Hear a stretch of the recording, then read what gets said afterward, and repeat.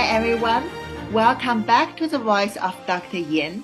And in the last section, our guest, Edward, who is the award-winning CIA intelligence analyst and with extensive knowledge about Soviet Union and also cognitive warfare, has told us the significant change happened after the Cold War until now, especially in Soviet Union perspective on the cognitive warfare. And I think this is very important because when I just want to tell something that before we start this broadcast, I talked with Edward. I said, do you think American officials and the military leaders, they have been fully aware of the cognitive warfare and know what they can do? And he said, no, definitely not.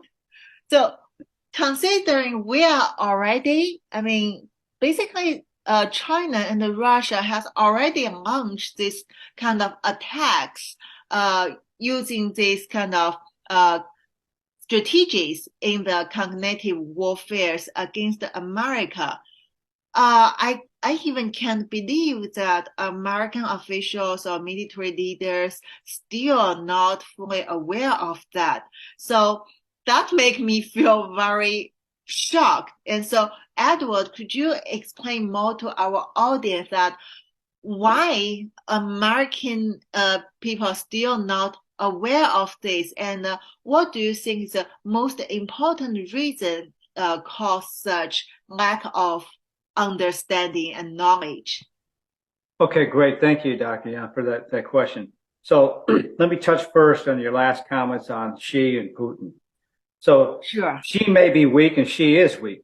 I mean, that's why he gave up on the COVID restrictions, right? Because he was going to be overthrown by his own people if he didn't. Putin is very adept, and Russia has always infiltrated different societies. They've done very well infiltrating the United States as well. But how I look at it from a cognitive warfare perspective, that's opportunity for the U.S., opportunity for the United States and our allies. Because dictators, again, suicidal by nature, that rule by tyranny, okay, major weaknesses there. And one of the reasons that I talk about cognitive warfare is that our U.S. intelligence community and Department of Defense is on a reactive posture, not a proactive posture. What do I mean by that? Mm-hmm. So we waited for Ukraine invasion 2014, then we reacted. We waited for invasion 22, then we reacted. We'll wait for China to put Confucius Institutes throughout the United States, then we reacted. We waited for China to steal our R&D, then we reacted. The China flu, COVID-19. We waited, and our intelligence community, the biggest failure in our intelligence community history, over 1 million Americans died, several million people across the world died. Because we waited. We are under an indications and warning paradigm. We waited, we reacted, it was too late. So what we have to do is we have to move from a reactive posture to a proactive posture. And why are our DOD and IC folks not aware? Because the culture that we grew up in, the industrial age culture, the industrial age structures, are built around an indications and warning paradigm, not today's information age paradigm. And so we react. We don't drive, we don't lead. In simple terms, we don't have a United States strategy that tells the world what we want the different regions of the world to look like in the next 100, 200, 300 years. So by default, we defer to Russia and China and what their vision of the world is, and we react to that. That's why I mean our leadership in the DOD, our leadership in the intelligence community needs to pull their proverbial heads out of their rear ends, because you cannot be in a reactive posture and win. You have to go on the offense, much as we did in the Cold War. Yes. By conveying our ideologies, our ideas, and our intent and our vision for the world. Once you define the future, then you build a strategy and you implement and execute against the strategy to realize that vision. China is doing that and extremely well. So to your point, Xi's been extremely effective in driving the United States to react. Now, from my perspective as well, I also think Xi and Russia, Putin, have both compromised President Biden and his family. So when you have a compromised president who's given up the U.S. industry of energy, who is purposely destroying our financial and economic systems, what you have is a cognitive domestic war occurring in concert with an alliance with a global cognitive war. And this is where China and Russia are eating their lunch. And so the obvious aspects of what's going on, people don't want to believe what they see. So you sent me a paper on cognitive intervention, and it's all about strategic deception. So let me turn it back to you, because I think that paper explains a lot where China is going these days. Yes. That is a paper I sent you. Is just one of many this paper article in this topic written in Chinese, published in the People's Liberation Army or CCP's internal journal for the CCP officials or the military leaders reference. And basically, because China is a terrorist country, and this paper has to be under the direction of Xi Jinping. And also this, what they talk about in this kind of papers is to match Xi Jinping's national strategy and also his China dream, his dominance in the world.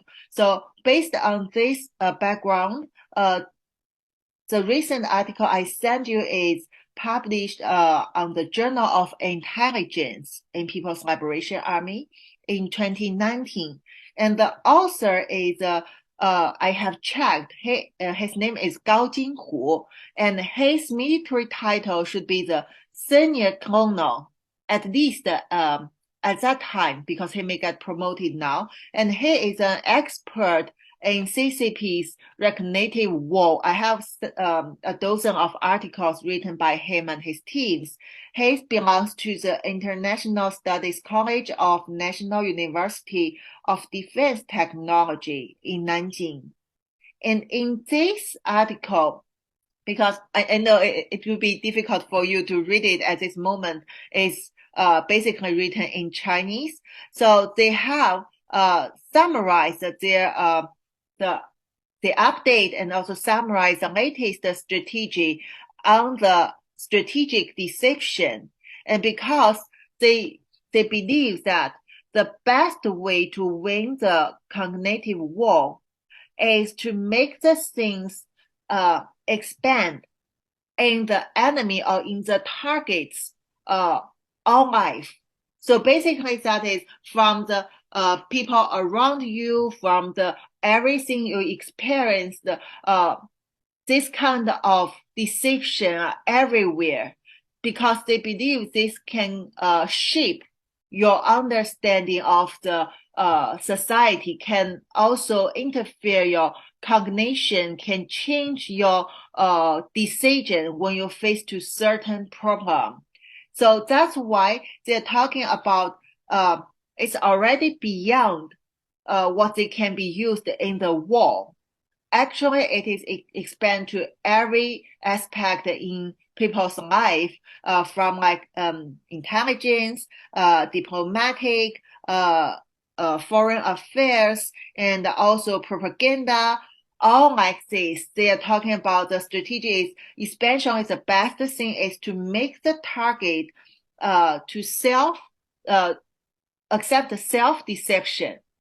That means they understand the target's thinking, understand this person's character, and they can put a lot of interference factors around this target to make the target accept this kind of deception from his own heart. So then he will persuade himself that, oh, the falsified image is the reality, and that's why he can make the wrong decision, and which can help CCP to win this cognitive war. So when I read this article, because although I'm learning this from reading these articles, from understanding CCP, but for me, I don't quite understand how much on America's side think about the strategic deception and the cognitive war. According to my knowledge, on US side, you should use it in the war, not to target the ordinary people, especially not to target ordinary people in their whole life, right? So I want to listen to your understanding from American side on this topic, and then I want to share about some of these points from this article to make the comparison. Because in the last 3 years, especially in the COVID-19, I have seen how CCP used such strategy to people, to change people's understanding of this pandemic, of the origin of COVID, change people's knowledge about vaccines or the mandate policies altogether. So I want to know, first, I want to hear from you about American side, how could the military use this kind of strategy, and then let's say how China use it beyond this kind of acceptable range in our lives. Okay, great. So back in February 2019, I released a paper as I retired from the intelligence community in the Department of Defense. The paper was called The Future Military Intelligence Concept of Operations, or CONOPS, an S&T roadmap 2035 to 2050. In that paper, I basically laid out what we're talking about here is cognitive warfare and the reasons why the United States is losing the cognitive warfare. So what you see happening with COVID-19 and the misinformation and cognitive warfare in China is the same thing you've seen happening here in the United States, in a cognitive warfare that is domestic by certain individuals who wish to do the same type of subjugation in the United States, from my perspective. But the information war you're talking about and the cognitive war you're talking about, what I believe some of our military understand, but far too few do, is that this cognitive war is perpetual. It is the primary war, and it's happening in the cognitive domain. And it's not kinetics. Okay, so our military industrial complex, our intelligence community, and our DoD are stuck on the kinetic warfare.